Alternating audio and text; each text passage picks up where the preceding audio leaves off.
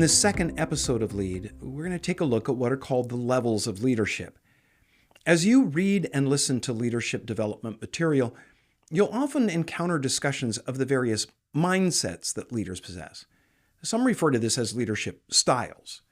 While the number of styles differs between authors, most agree that there are few as opposed to many. For our purposes here, we're going to use John Maxwell's 5 levels of leadership, though we're going to assign them slightly different labels. Before we dive in, let me say that these levels are more, they're conceptual than they are worked out in actual practice. But as we review each of them, you may indeed find yourself saying, "Oh, I worked with that guy several years ago," or "My current supervisor is totally like that." The value of knowing these modes of leadership is twofold. First, once you know the leadership style of someone that you are following, it's easier to know how best to relate to them. And second, it's helpful for you as a leader others follow, why they may be relating to you the way that they do. Now, the 5 levels that we're about to look at are determined by how a leader uses authority. That is, how the leader influences those that he or she leads. Remember, leadership is influence. So we start with the lowest quality of leadership, level 1, and we end with the level 5, the highest. If we were to chart the population of these 5 levels, it would be a bell curve, where 1 and 5 are the smallest number, while 3 is where most leaders are, 2 and 4 then coming in a bit below that. So here we go. Level 1, the lowest quality of leader, we will call the tyrant, which is an apt title because this leader wields authority like a club. Their influence comes solely from their ability to exercise harsh discipline and even to end someone's employment or participation. This is the boss or the supervisor who says, "Do what I say or you're out of here." The level 1 tyrant depends on fear of their position as the chief motivator when dealing with subordinates. People follow tyrants because they have to, or it's the end of the line, which the tyrant frequently reminds them of. People may obey a level 1 leader, but they do not respect the tyrant. On the contrary, they resent him or her. If the tyrant's use of authority is abusive, resentment turns into being despised. Many people have encountered a level 1 leader at some point in their life. It may be a parent, or a teacher, or a manager in an entry-level job early in their work experience. Level 1 leaders are usually found in smaller companies and organizations because larger organizations tend to have, more sophisticated leadership structures that don't tolerate tyrants. They know the danger that they present, and so they aren't given any authority. And as a consequence, tyrants tend to be found in smaller organizations and settings where there's little oversight by those to whom they are accountable. So oftentimes self-owned businesses and small churches. A key to good leadership is developing a tight team. Tyrants aren't able to do that because they're unable to work with others. They demand that others work for them. So, question, have you ever had a level 1 leader? Do you know one? What historical leaders were tyrants? In the Bible, the book of Daniel's Babylonian king Nebuchadnezzar, that was a tyrant. At first blush, Julius Caesar may appear to have been a tyrant, but the fierce loyalty of his chief lieutenants and troops suggests otherwise. The Roman Emperor Nero was a tyrant. Mussolini, tyrant. Kim Jong-un, the supreme leader of North Korea, that's a tyrant. Tyrants may be able to pull off amazing results when they're first promoted as people respond to their, large and in-charge approach. But once they become hip to the abusive nature of the tyrant's wielding of authority, resentment sets in and production lags. Tyrants typically don't last long in their position as leaders because they create tremendous amounts of ill will. Unless their supervisor is also a tyrant who's only interested in outcomes, the tyrant leader creates a miserable, unhealthy environment that drags the organization down. The level 2 leader we're going to call the boss. While not a heavy-handed level 1 tyrant, the level 2 boss is a minimalist who depends on the respect of subordinates for the boss's position as enough to secure their compliance. While the tyrant wields authority like a club or a cudgel, the boss wears it like a uniform. The tyrant asserts his or her authority, often constantly reminding people that they're in charge. The boss is more sparing in their use of authority, but when they do, it is to much the same effect as the tyrant, to threaten and cajole. The boss often treads more lightly than the tyrant, avoiding things that would erode respect that they require from subordinates, because respect is the main way by which they gain compliance. Rather than proactively building respect, the boss regards it only as something to avoid losing. Neither level 1 nor 2 leaders build people up. Their influence is pitched more as a threat. While the tyrant uses authority aggressively, the boss uses it in a passive-aggressive manner.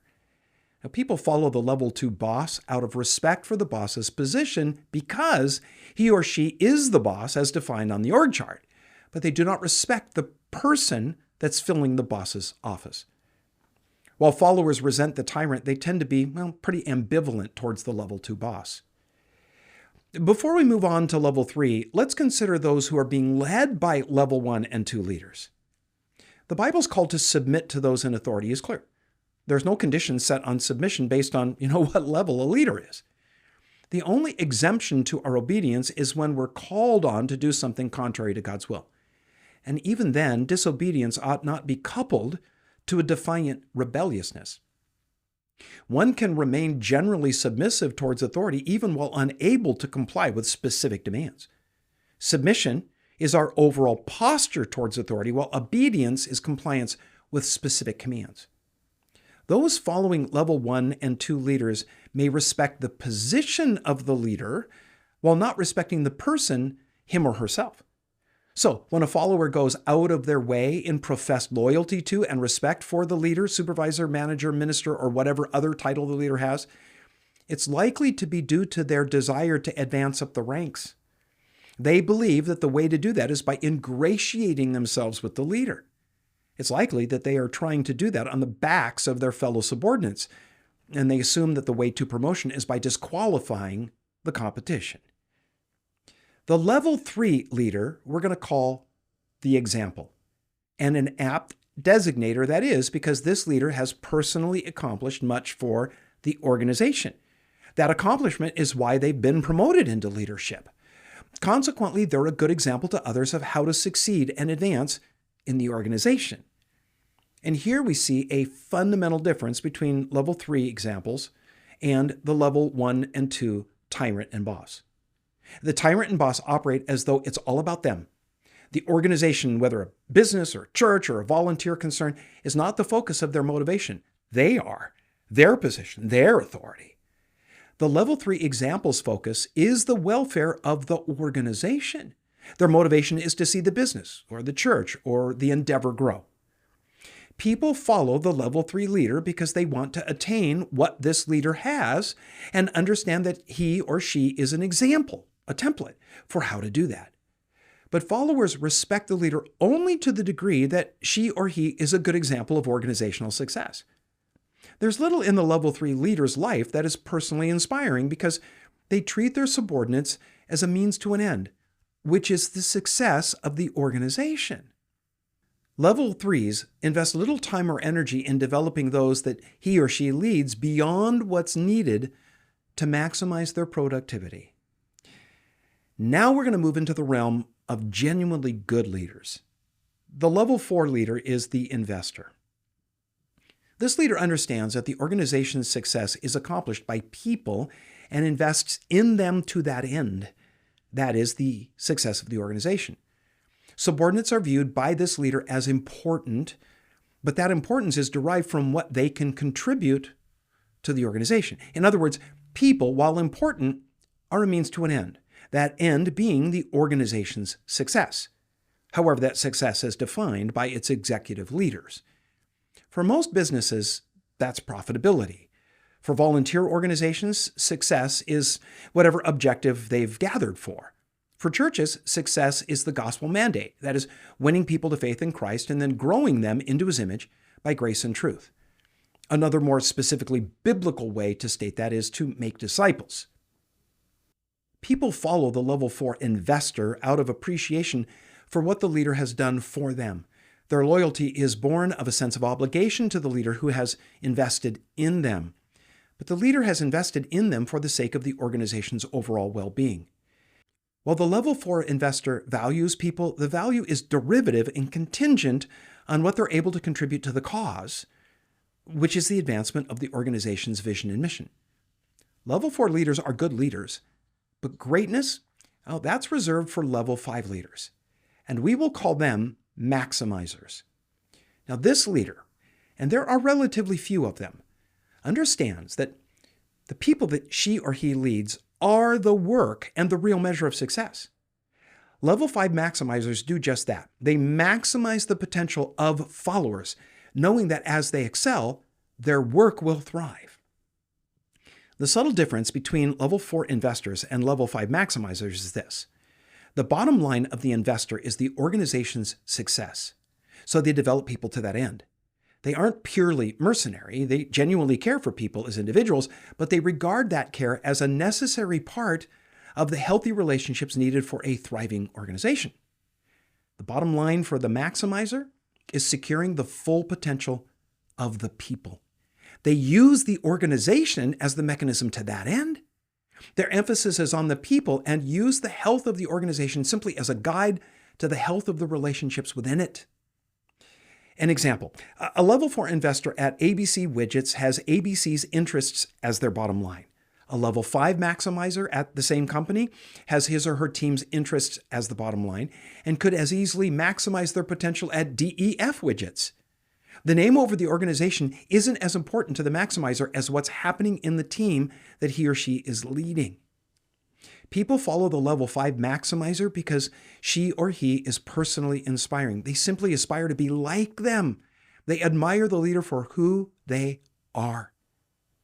So take some time to consider which of these levels you operate in as a leader. And really, to answer that accurately, you have to consider what those you're leading would say, because those who decide a leader's level are those being led. Whatever level you're currently at, endeavor to be a level 5 maximizer. Now, a final word on the leader levels and styles. Much experience in leadership makes clear that how one uses authority is often determined by the individuals being led. The levels of leadership that we've just considered are really more for one's overall approach to the use of authority. That is, how you go about influencing others. But the reality is, in the trenches of daily work, some people have to be dealt with in a style of authority that's atypical to a leader's preference. What does a level 4 or 5 leader do when confronted with a subordinate who refuses to do their job? When all measures to turn a recalcitrant team member around have failed, the leader has to adopt the approach of a level 1 leader and say, listen, you have to comply or you're gone. Now, that doesn't mean that the level 4 or 5 leader has become a level 1. They prove their standing as a level 4 or 5 by first trying to help the team member achieve their potential. It was that team member's failure, not the leader's, that kept them from the experience of working with a superior leader. Great leaders possess a rich mix of several traits that allow them to be exceptional. In the following lessons, we're going to drill down into those traits. If you would be so kind, please like and subscribe and let others know so that they can join in the fun. If you're interested, you can visit my site at intohisimage.us for more resources.